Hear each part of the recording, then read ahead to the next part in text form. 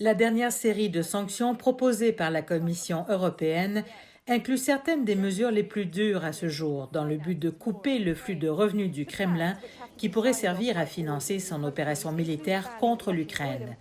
La proposition, qui doit encore être ratifiée par tous les pays de l'UE, comprend une interdiction des importations du pétrole russe dans les 6 mois, ce qui consiste en un défi pour le bloc qui devra trouver d'autres alternatives. Soyons clairs, ce ne sera pas facile, parce que certains États membres dépendent fortement du pétrole russe. Mais nous devons simplement le faire. Alors aujourd'hui, nous proposerons d'interdire tout pétrole russe en Europe.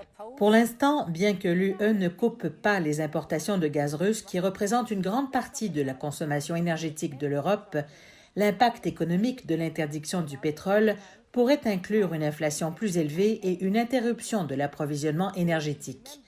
Tous les membres de l'UE ne sont pas favorables à un embargo sur le pétrole. La Hongrie, qui dépend fortement de la Russie pour le pétrole brut, a exprimé à plusieurs reprises ses inquiétudes quant aux défis auxquels elle serait confrontée.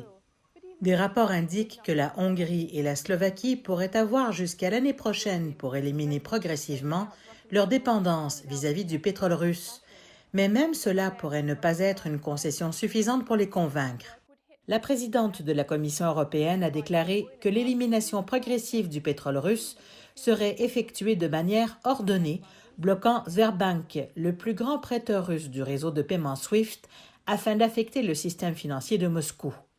Combiné à l'embargo sur le pétrole et aux sanctions sévères, l'UE risque aussi d'en ressentir un certain contre-coup économique.